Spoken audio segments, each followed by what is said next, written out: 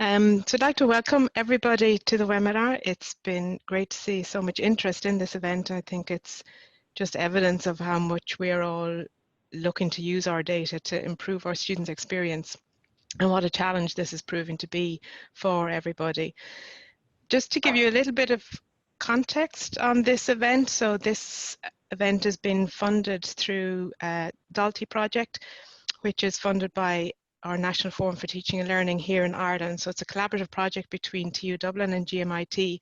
And the objective of this project is to come up with a framework for how we should support the continuous professional development training of both staff and students in higher education so that they can use data more effectively to improve the student success initiative.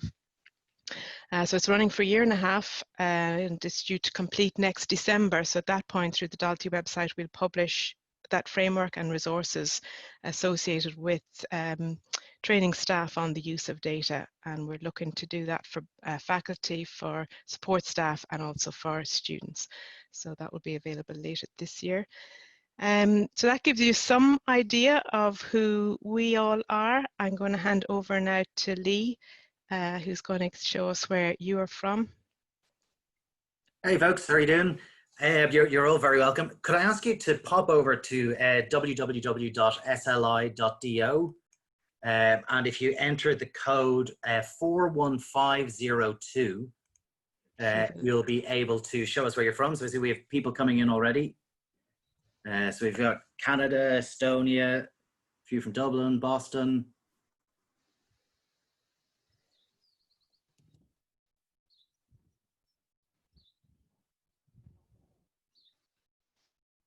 Oh, good to see Dublin in the lead. We might end now on a positive note. Wiltshire, Meath, New York, Boston, Switzerland, Carlow, Wiltshire. Fantastic. It's such a terrific spread. Abu Dhabi, Colorado, Warren Point. I can't keep up. It's absolutely terrific. As Geraldine was saying, I think it really shows the extent to which, like, despite our geographical distances, the extent to which we're all interested in and challenged by the same issues. So that's fantastic. Thank you very, very much, everyone. I'm going to put up another poll, which you can feel free to access or to fill at any point, just to give us an idea of kind of what people's roles are, what people's interests are. So I'll leave that open, but I'll pass back over because I know we're kind of pushed for time. So thank you all very much. Very good, thanks, Lee. So I'm going to go now to our four panelists, and a very warm welcome to Charles, Niall, Alyssa and Christothea for joining us today and share their experiences in working with faculty. So first I'm going to go to Charles, who's an assistant professor in Teachers College Columbia, where he has worked with educators, and so he's going to share with us some of his thoughts on how to enable educators work with data in their classroom. Thanks, Charles. Thanks so much, Geraldine, and welcome everyone. Thanks for showing up.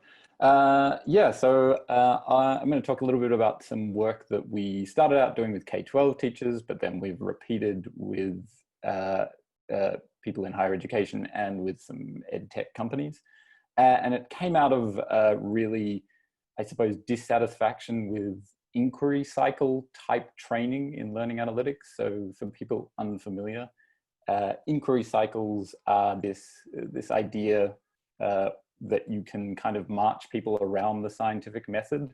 So you can kind of start with a bunch of data and generate hypotheses and then research questions and then investigate those and discuss them.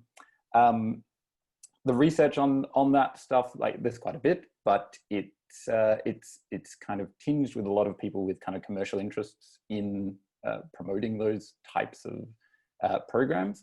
What we were finding was that they work well when you have a coach or someone standing over the shoulder of the instructor, kind of telling them what the next step in the cycle is. And we were looking for a less high touch way of kind of getting people to investigate data without having to have someone kind of telling them what they need to be doing. So we came up with a kind of very loose, not loose, very kind of minimized version, which was this. And it's pretty simple. It's got 4 bits to it. The first is really just to ask, what am I counting?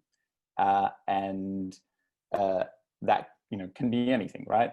What we find is that these kind of 4 steps are useful not just for people who are novices, but even if you've come in with a PhD in statistics, it's worthwhile kind of thinking about these 4 pieces, because people get stuck at different places.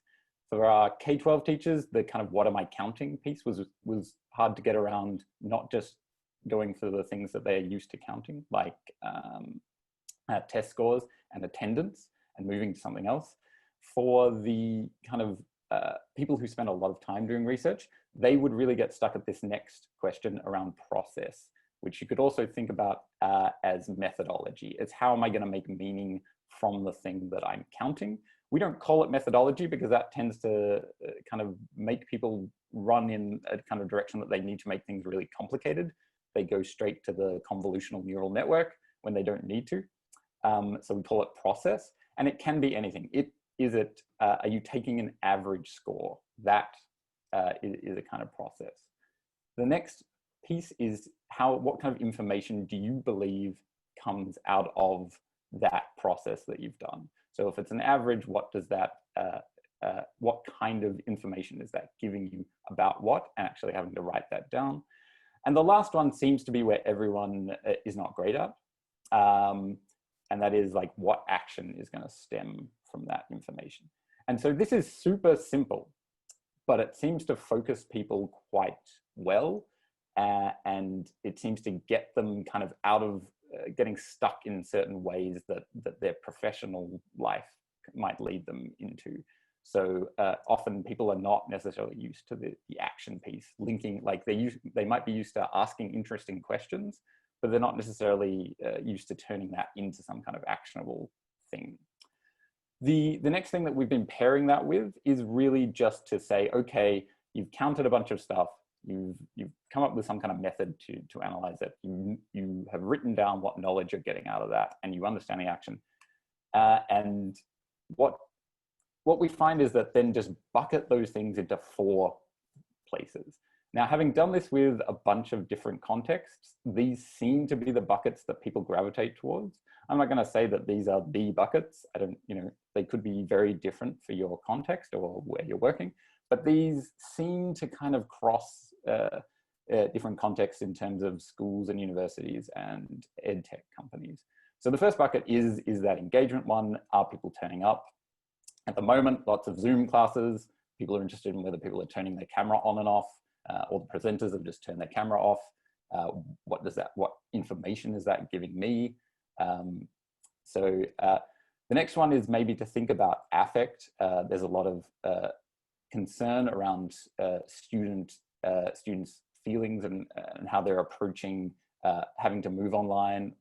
And so getting some kind of measure out of that. That seems to be where you kind of can't avoid a survey. Although there are now so many surveys going out that really, I'm not sure that surveys are the way forward on everything at the moment. The third box is the learning box, and I think that's probably the hardest box. Actually trying to figure out whether anyone is learning anything in your class is super complicated.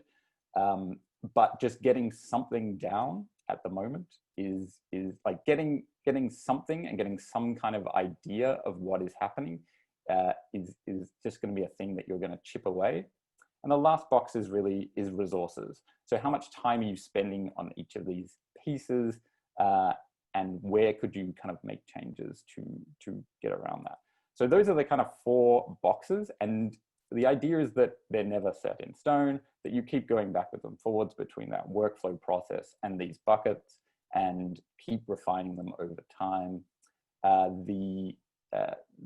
This can possibly lend itself to organization of your dashboard or whatever, a more advanced thing. Maybe you want to automate some process, and this is a step towards getting there. But I think at the moment, with everyone going online, keeping everything simple and flexible and able to kind of jump backwards and forwards between different pieces is kind of the way to go. And my time is up. I think I'm getting the signal. Right. Close. Close. Done. Good. Soapbox over. Thanks very much, Charles. This is really interesting. Keeping it simple is certainly very important, isn't it? And keeping the language accessible to people, and chipping away at it too. There's only so much you can achieve each year, isn't there? And it's important just to be realistic about what one can achieve in any one year. So thanks very much.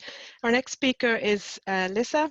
Alyssa is from NYU, from Steinhardt, and she's director there of their Learning Analytics Research Network, and among other things has also been working with educators to try and better understand how they engage with learning analytics. Thanks, Alyssa. Thanks so much, Geraldine, and thanks to everyone for the invitation to share our work at this event. I think you should be looking at my screen now, yes? Yes, we can see it now. Excellent. I'm going to speak about some things that I think have some nice synergies with things that Charles said, and then also some important differences.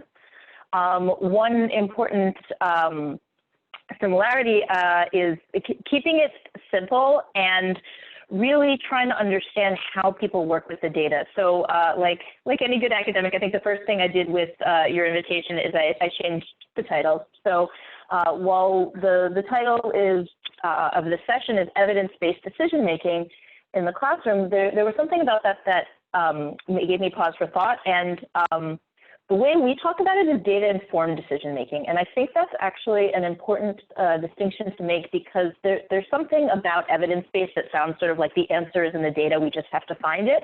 And as I'll show you with our work, what we found is there's actually a whole constellation of different things that teachers are using to put together meaning that comes from the data, but also comes from different sources of data and comes from their whole experience. And so I think it's important to think of a larger picture than just extracting meaning from data and acting on it as this sort of very narrow process, and really thinking more broadly about how data fits into the ecosystem of what we do as teachers. And I should clarify that when I say teachers, actually most of our work is in higher education, so there's certainly some differences from the K-12 context. So what I'm going to try to do in just a few minutes is try to show you a little bit about how our understanding of how data-informed decision-making happens has evolved over time, the challenges we see and approaches both to designing analytics, and then more relevant for this group, to supporting professional development around using analytics. So this is a brief trajectory of our work, and I think it mimics what we see in the field more broadly, which is just there's a lot more going on now. And so I just wanted to point out that we've been thinking about these issues since 2014, but you can see there's a lot more work recently. And I'm guessing that these slides will be made available, so this is also your primer if you want to know more about any of it. So one of the first important things to think about is when we're talking about data-informed decision-making, who are we talking about? And we actually always start with thinking about the student, because that is actually, what we're all here for, is thinking about student learning. But while there's some efforts that have been made to do analytics for students, I'm not going to focus on that today because there's been a lot less of them. That's some of our more recent work. And in fact, we're going to focus on teachers. An important thing to realize is that it doesn't have to be exclusive. In fact, some of our more recent work is thinking about how are analytics something that can be part of the conversation and bridge a space between teachers and students. And I think that's an exciting area for new work. And over here, we actually have an academic advisor, and we're seeing more work there about how analytics can affect how they interact with both teachers and students. So what I wanted to do is share a little bit about what we learned from a study we did in 2017 to 2018, which was looking at how do instructors work with data. And I think one thing that is important to note that there's a lot of similarities with the model that Charles showed in terms of making sense of data and moving to action. But one important thing that we found was that there was often a question going in. And when there wasn't, a question often came out of the interaction with data. And I think that is really important, as opposed to sort of just thinking about what does the data tell me. It's important to say, well, what do I want to know and what is important? And when we found the best examples of analytics uses where those things matched up, and where we found the biggest challenges was where those things didn't. So moving on to the interpretation, this is really what I was trying to focus on a bit, where I mentioned that it's much more than just the data. There was this whole process of figuring out, how do I take the data and compare it to other things? You know, how good is good? What does this data tell me? There was a lot of triangulation with other sources of data that instructors had, either from their experience in the classroom, from assignments. There was also a lot of contextualization. You know, when they saw information that people weren't looking at a certain resource, sometimes they'd be really concerned, and sometimes they'd say, oh yeah, nobody cares about that one. And so there was all this information that really surrounded their use. And there was an important process of making attribution. You know, if students aren't doing something I've hoped that they're doing, am I seeing that as a general failure on my part? Am I seeing it as something that is wrong with the design of the course? Am I seeing it as students just need to be encouraged more? All that was really important in sort of leading to the kind of action that they would take.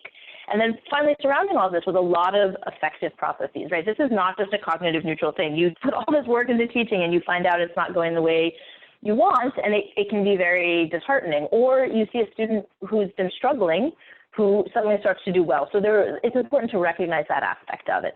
In terms of pedagogical response, there's sort of three kinds of actions we saw a lot of that have been reported before, where they would engage in whole class scaffolding, things to help everybody see how to work with the material, targeted scaffolding where they'd reached out to individual students, or sometimes revising the course design.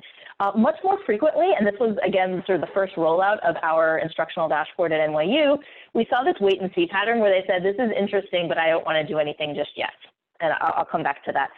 Finally, sometimes there were some really big picture reflections on how people taught in the first place that led to deep reconsiderations of teaching that I think is really powerful when we think about professional development as more as just changing what we're doing, but changing how we're being. If you look at a recent study, we're actually finishing analyzing the data on this right now about how instructor analytics use has changed. We now see data conceptualized much more broadly. People are looking at data from all sorts of places from our dashboard and beyond, and they really are situating it always in the context of their students, the design, and frankly right now, the pandemic. There's a lot more confidence now that we're 3 cycles into using it, but there's these continued expert-novice tensions, and we see 2 different kinds of expertise. One, which Charles mentioned, people who have expertise in data analysis. We're actually seeing that be somewhat important, but equally or maybe more important is the teachers we see excelling are the ones who have a deep understanding and are very thoughtful about their pedagogy. So it's not just about stats and data interpretation. We also saw a whole different range of driving pedagogical goals, some of which Charles mentioned. And a whole bunch of different strategies about when people chose to check and what they compared to. There was a lot of challenges, and I won't go through them all in depth, but they kind of fit into 3 buckets. One, about getting started. That's where I mentioned where a lot of times people would find out the way they designed their course or the kind of information that was collected didn't tell them what they needed to know. So it was a whole cycle of teaching the course a second time before things really started to fit in. And also, big challenges of not just making sense of the data, but figuring out how to turn it into action. And these were actually similar ones we've seen from students in another study, along with some extras. So just to conclude, a couple of approaches we're taking to address this. In terms of design, and in fact, these first ones are also things to really address with professional development, how to figure out what reference point to compare your data to, how to hold on to questions so you don't lose them every time you come back to the dashboard, how to sort of put notes so you can keep looking at things, and thinking about really the different kind of ways you want to work with the data. I'm going to skip this last bit, but thinking about teachers and students working with the data together and how do you provide anonymized views.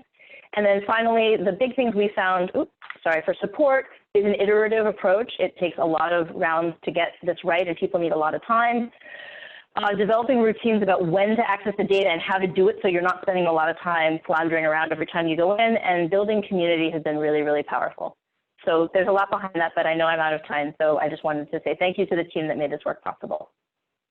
Thanks very much, Alyssa. It's a very interesting talk. I think your point about the importance of pedagogy is very interesting, over and above the importance of knowing numbers or data science or that side of it, which is interesting. And course design too is something we found in the Dalty project when we were serving our students and staff, top of the students list was we should be using data to improve pedagogy and course design, whereas that wasn't top of the staff list. Staff are looking for how do I find that student who's struggling or disengaging, and course design was further down the list. So it was interesting differences in the two perspectives. So thanks very much, Alyssa. Our next speaker is Niall Sclater he's a consultant and director of Sclater Digital, and through his work there he has been a consultant to numerous colleges in the UK and here in Ireland in terms of helping us on our journey in learning analytics and operationalising that within our colleges. So thanks, Niall. I'll hand over to you now. Sorry, actually one point I should have mentioned earlier, if you have questions for any of our panelists, please use the Q&A option at the bottom. And if you see a question that someone else has posted that you would like asked, you can vote for it. And at the end, then when all the panelists have spoken, we'll see those in terms of the order of the most popular question first. Over to you, Niall. Thanks, Geraldine. Hopefully everyone can hear me. If you can't, or if there's a problem, just let me know through the chat, please. And hopefully there's not going to be a thunderstorm, which is kind of forecast for any minute, in which case I'll dash indoors. So I'm going to talk about CPD for learning analytics. And first of all, who needs it? Well, this is based on my discussions with many institutions and reading of the literature. Frontline staff who are going to be using the analytics to make changes to their teaching or to support students are the primary users. And that could be lecturers, academic tutors, professional services staff involved in student support. That depends on the institution and often on the individual setup of the faculty or school within the institution. Why do you want to provide CPD to these people? Well, first of all, so staff can use the systems effectively to enhance the student experience.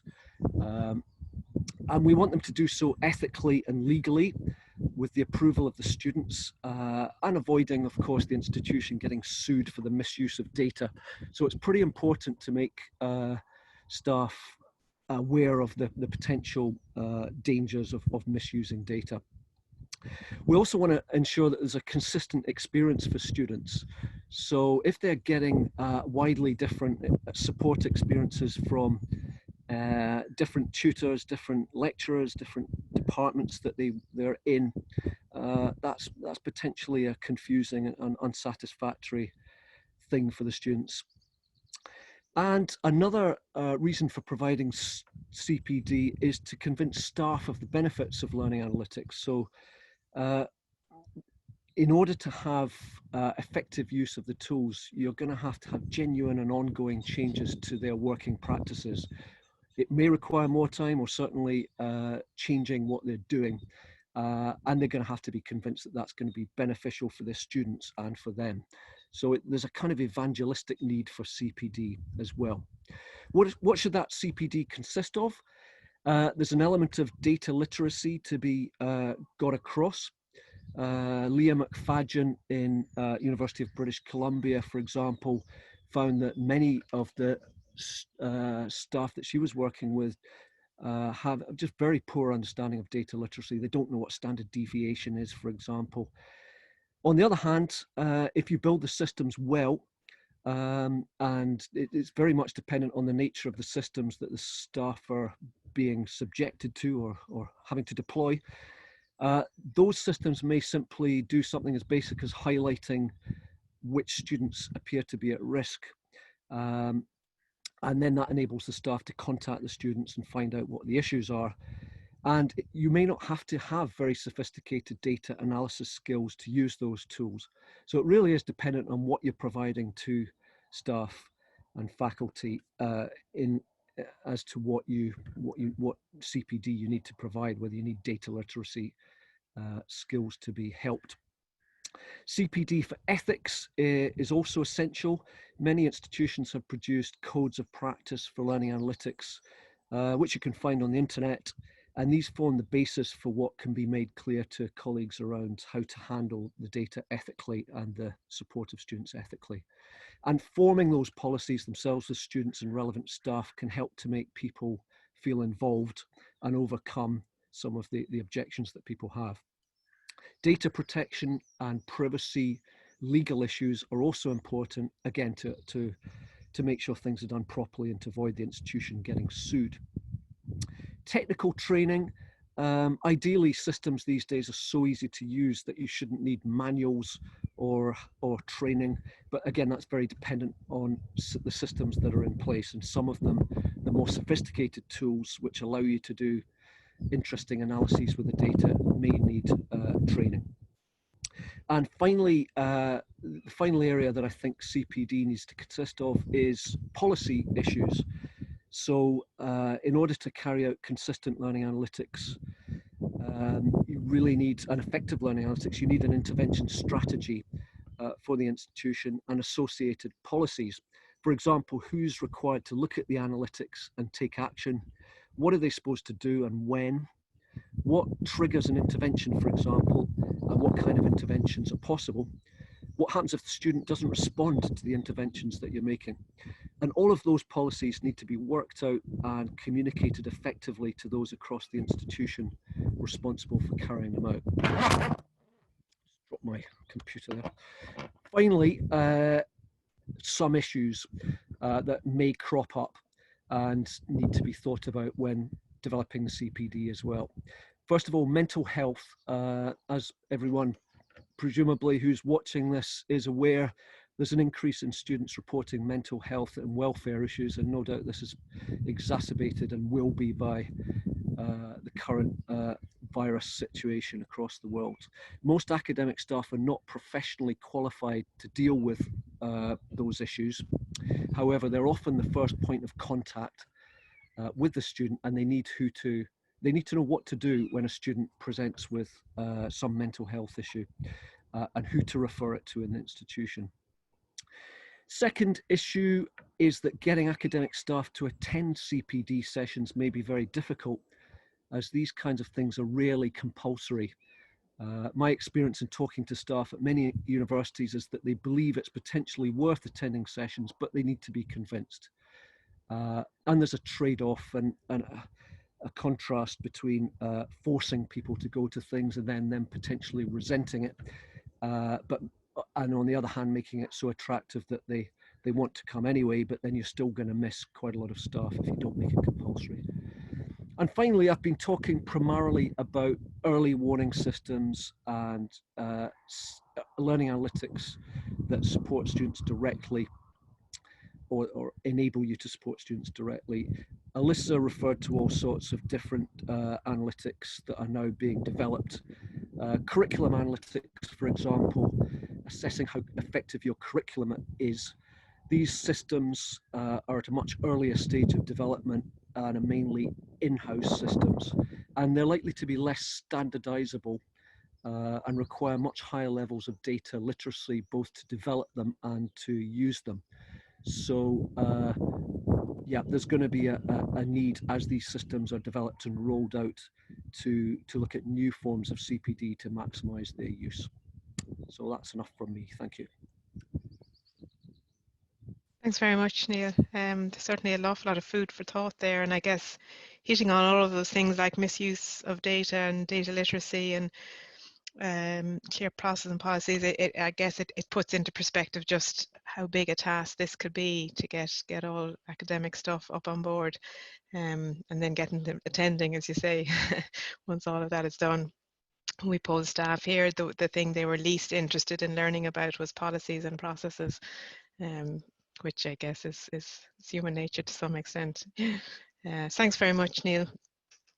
And our final speaker for this session is Christothea from Open University UK. So Christothea is Senior Lecturer in the Institute of Education and Technology there, and among other things is working with the BBC to make science more accessible to the general public. So over to you, Christothea. Well, thank you, Geraldine. Can you hear me well? Yes, I can hear you fine. Right. Yeah. Well, just a warm welcome to all of you, and thanks for the invite. So in my presentation, I'm going to briefly talk through an initiative that spans the last 4 years at the Open University in the UK. So what we've done is that we designed, piloted, and now we have rolled it out across the teaching community, predictive analytics dashboard, or you analyze. So this dashboard can predict who of our students are at risk of failing, or to be more specific, submitting their assignment on time. And we gave it to teachers and prompt them to look into the data and use it to inform their actions as to which students they should get in touch with in order to support them and hopefully save them from failing. So it uses a traffic light system that shows in green students that are performing well, in amber those that have a moderate level of risk of failing, and in red those that are likely to fail.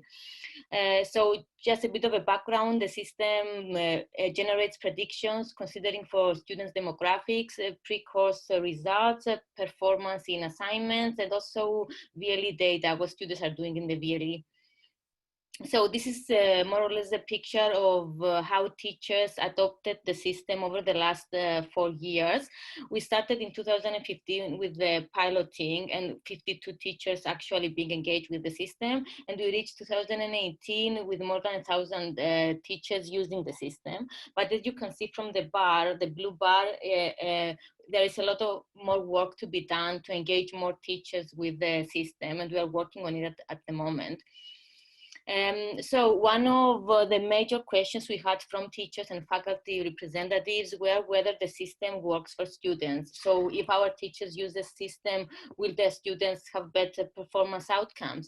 So throughout the years, we integrated the research studies, evaluation studies in the design of the predictive dashboard. And the message we get from those studies is that the more teachers engage with the predictive learning analytics and access the system, they can actually have students that have better performance and who are more likely to complete their studies. So the reason we did this dashboard now is because we try to tackle a major challenge in online teaching, that of effectively monitoring, engaging and supporting students that you do not really see. You don't know whether they face difficulties. You can't tell whether they face difficulties. So we thought that this kind of tool could actually prompt action from teachers in order to get in touch with students and hopefully support them when they face difficulties.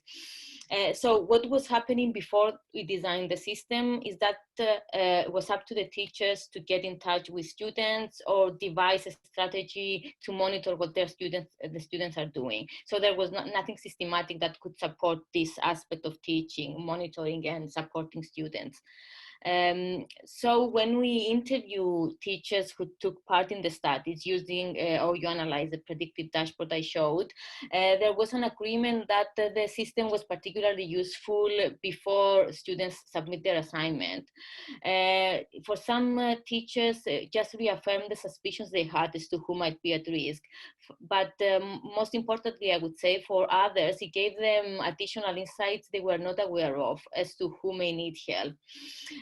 So those teachers who anyways were proactive, they were checking on students, the system was a way to make more systematic their practices and make easier the monitoring of students.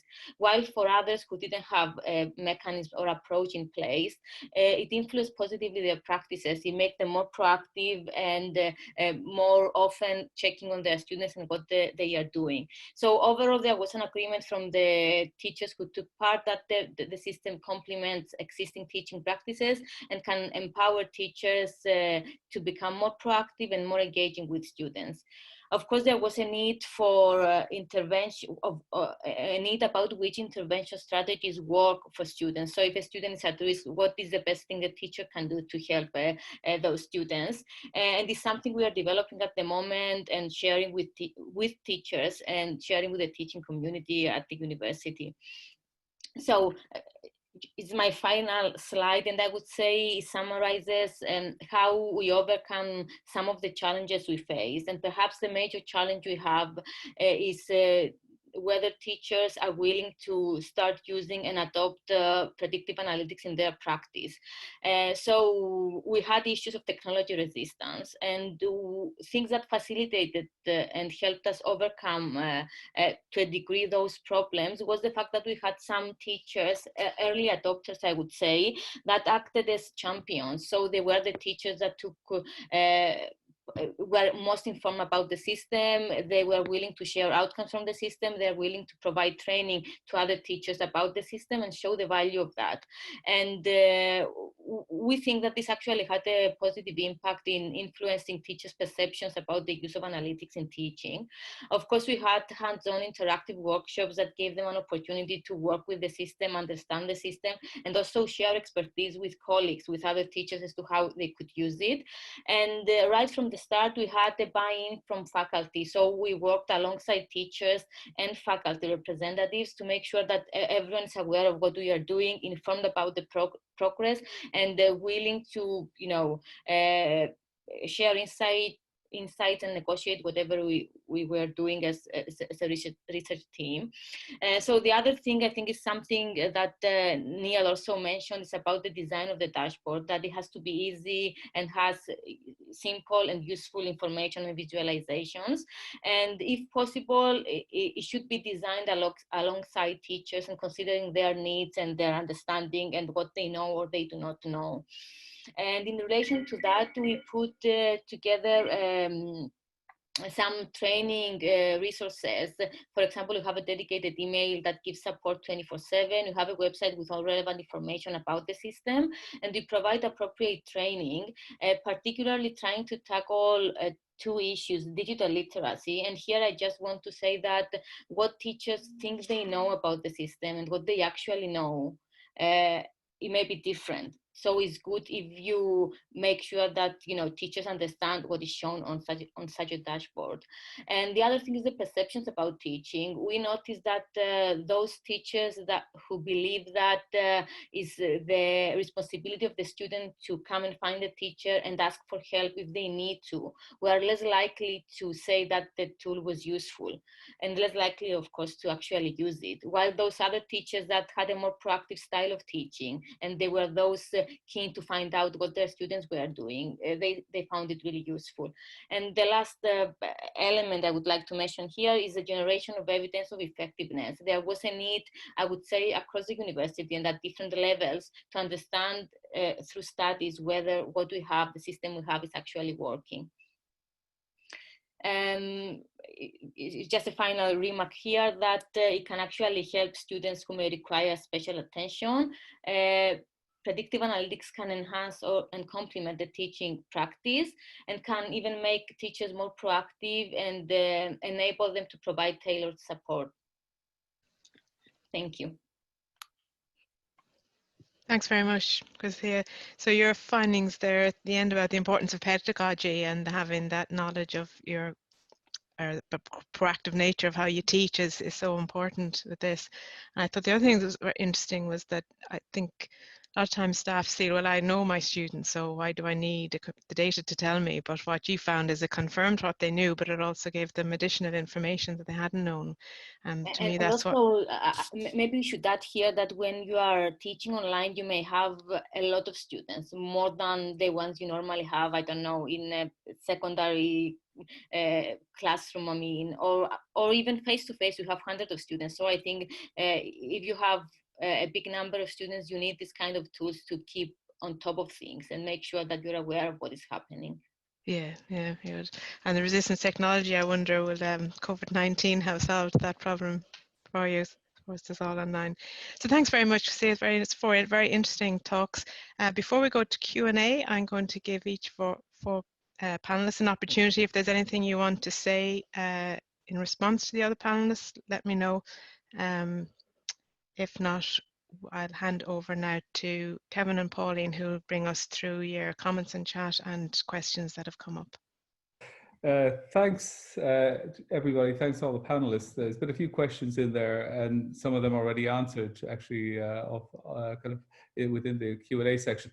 But the first question that actually came in was to do purely with integrating Google Analytics with the VLE, specifically with Canvas, whether it's technically possible and ethically allowable or ethically advisable. There's a big one to start off with, and then we can go into the specifics. I mean, yeah, sure. The question I would have, so Google Analytics is primarily for monitoring web traffic to commercial sites.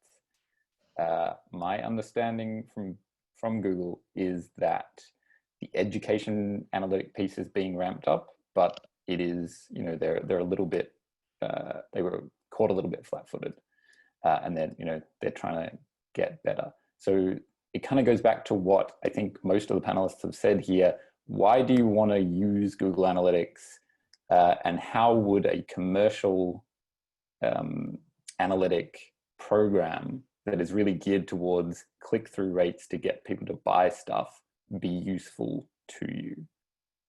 Does that make sense? Wendy, that was your question there. I don't know if you wanted to come back at all. If I can just add something to that, this is a massive problem, the integration of different systems. I can't speak specifically to that issue, but what Charles said made sense about Google Analytics not really being that compatible with the other stuff. But every system is producing its own analytics to some extent, and it's going to be a big ongoing architectural engineering challenge for institutions to try and find ways to integrate the different analytics into something that's actually coherent and actionable for individual members of staff. So it is a real problem, I think, in the future. And do you end up having staff looking at these individual systems, or do you try and build something to extract the data from them all and then integrate it into something that's actionable? It's not an easy problem. Yeah, so I'd add to what Neil is saying around the idea of APIs and the kind of ecosystem of APIs that now exists is pretty good. It's pretty solid for doing very specific things.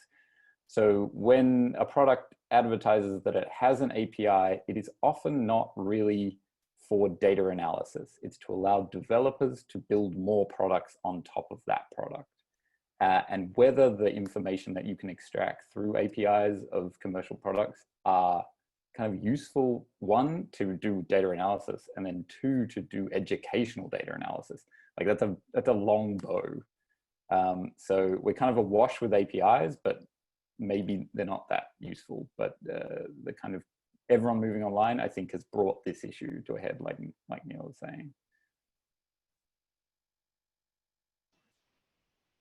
Thanks a million, Charles. It's Pauline here, and I'm just going to go on to another question in there from Phelim. We'll go to the top of the list there. So Phelim is asking, says the first two presenters talked about the affective element.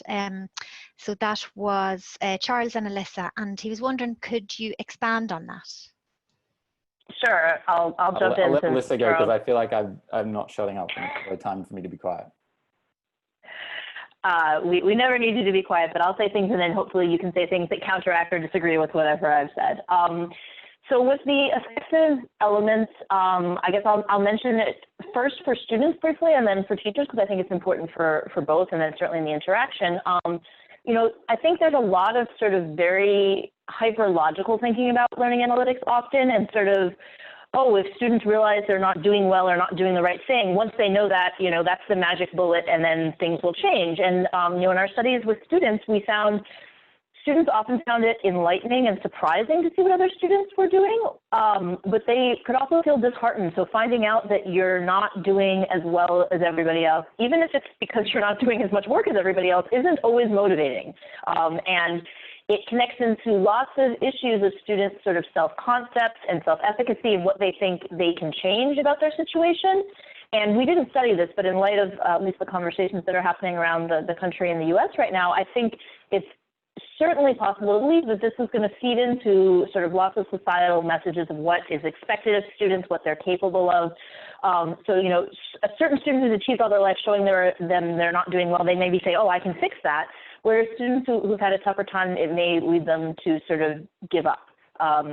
So I think that's one thing to think about. Also, there's this comparison element where, right, it's not what we jokingly refer to as Lake Wobegon. Everybody can't be above average. And so, you know, sort of setting up this notion of comparison with other people can create sort of the wrong kind of comparisons that can make people feel poorly when perhaps they shouldn't. On the teacher side, we saw two different kinds of affects related to themselves and then affects related to the students. And so for themselves, you know, it varied a lot, but, you know, most of the teachers, especially who are participating in learning analytics, are very dedicated. They put a lot of time in. And so when they see that things aren't going as they hoped, some of them see it as a failure that they didn't do something well. And some of them see that sort of a bit, you know, negatively. And some people say, oh, I didn't do it right, let me fix it. And so it was really interesting. You know, did they attribute the problem to the course design didn't work, or I didn't make a good course design? They're both the same, but they're actually quite different. With students, we saw sort of maybe two different kinds of relationships, and these are probably things that were existing beforehand but exacerbated. So in some cases, we saw kind of a partnership where, oh, students aren't doing well, let me use this as a conversation, let me find a way to show them the data in the identified form and reach out and see how I can help and be an advocate for them. And then there was also sometimes, I'm going to use this to show them that they know I know what they're not doing. And so it's sort of like an adversarial kind of thing, and there's definitely some anger in there. And so I think trying to tap into sort of, you know, not just what do the analytics let you know, but also how the analytics make you feel. And I mean, obviously that's not something we always normally do in all professional development. You know, if you think of it getting into deeper forms of sort of teacher inquiry, then you see more of that. So I think how we engage with it is an open question, but I think acknowledging that it's a big part of it is important. So I think I'll stop there and see what Charles has to add. Yeah, no, I would support everything that Alyssa just said. The only thing that I would add is that about the particular moment that we're in with everyone going online and the feelings around the whole situation. I think, you know, there's a bunch of reasons why we should care about that, and we should be trying to collect information about it. The totally pragmatic view, I think a lot of students cut us some slack, and in terms of going online because they knew it was an emergency situation. If we continue to go online, that may erode, and we should probably be monitoring those feelings. Like if we keep trying to do 2-hour Zoom seminars, maybe they'll, you know, we should probably, if you want to do that, you should probably also be monitoring how your students are feeling about that. The other thing, the positive thing I would say about on affect is that I have seen the power of showing students when they have learned something. Humans seem to be very good at forgetting what it was like to not know something, and to show students that they have learned and have progressed is crazy powerful. And we just haven't had the technology or the ability to do that very well, and we're slowly trying to work that out. But yeah, the thing that makes me do this, I think, is the promise that change of affect around learning can happen through data. Thanks, folks. A question in from Odette, who's asking about, as an academic with no statistical background and knowledge, what kind of interesting analysis can be inferred from data at module level? That's open to anybody there, I think. Well, can I say something about that? So I would say that the no statistical background may be an issue, because whatever inferences you make, you need to have some understanding, I guess, of statistical analysis. But I would say that at the module level, maybe one of the most interesting things is to see which module material are those that engage students the most, and which are those materials that are less likely for students to click on or engage with. And this knowledge can actually inform the redesign of the module in ways that they are more engaging for students. So I would say that personally at the module level, this may be one of the major contributions of analytics.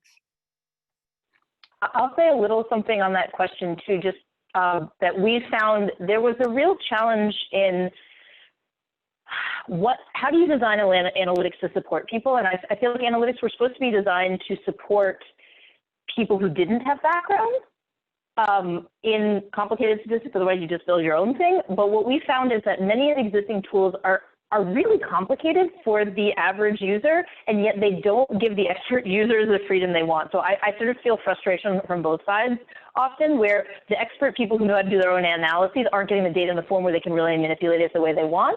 But for someone who's not an expert, what's going on is really, really too complex. And so I would argue that maybe, it's not a very satisfying response to your question perhaps, but we need to rethink about who we're designing for, because I think right now the designs are often landing in the no man's land in the middle. Well, I agree with that, Alyssa. I got the question though more of the raw data and what can I extract from the raw data, that the log files that I can get from, I don't know, the VLE or the LMS. And I would say that even for that basic analysis, you need some understanding. But yes, how we visualize outcomes from these data and the graphs we share with teachers, they should definitely be simple and ideally should be tested with teachers to see what they understand and what they don't understand. Because at some point in our case, we had the technical developers saying that the graphs are really simple. I don't understand why a teacher could not understand what we share with them. But when we did the testing, this was not the case. We had teachers with no statistical background that are coming from, I don't know, arts and humanities that found it really difficult to understand what we are showing. So I think it's good to identify what the difficulties are. And the least we could do is to provide some support at least as to how they can interpret those graphs. Can I say, sorry, because Thea, just jump in there related to that. You had mentioned on one of your slides the idea of useful visualizations. So when you were working with different lecturers across their different modules, was there a common themes coming through as to what everyone would have found useful, or was it quite individual to the lecturer's own approach to teaching? Well, they said that actually two elements, they were maybe because they are easy to understand as well. We don't have a clear picture as to whether they said they are useful because they were easy to understand or because they're indeed useful. So they said that the graph showing the VLE engagement, so the activity where students, there's a peak of engagement in week, 3, and the low of engagement in week 10, they could actually understand the peaks in the data, and that a peak shows engagement and the low shows that the student is not engaged. So this was one thing they said it was easy to understand. And the other thing was the color-coded system. So it was very easy for them to focus on the red spots, dots, and just see who the student is and get in touch with them. Okay, and not worry about the calculations behind what that might mean. Although some of them, which is another issue, they were rather suspicious as to how we came up with these predictions. So they were actually asking for explanations as to which factors are counted each time we have a prediction, showing on the dashboard. And we are considering now of adding some maybe enhanced features for those teachers that want to find out more or they are curious to know more about the predictions. Thanks very much, Richard. And back to you, Pauline. Thanks a million, Geraldine.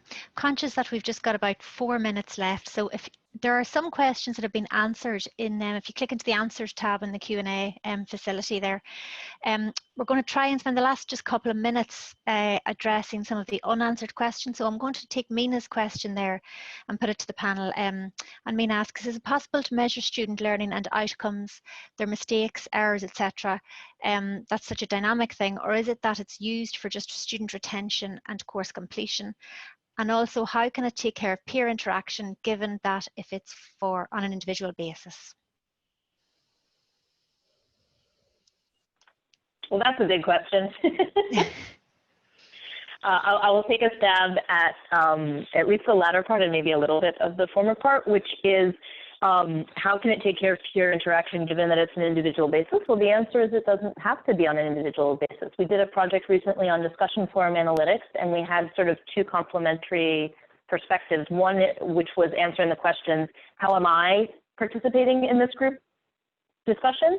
And one was, how are we doing as a group? And so you have two different kinds of metrics. One that gives you a chance to engage in self-reflection, one that gives you a chance to engage in socially shared reflection. So that's how I think about peer interaction.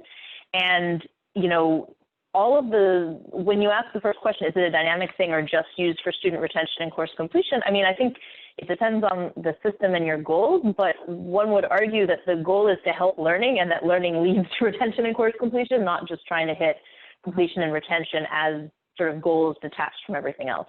I think it's tricky to think about these things really in the abstract because so much depends on the context of the learning and the system you're using to support it. Thanks a million, Alyssa. Does anybody else want to come in there?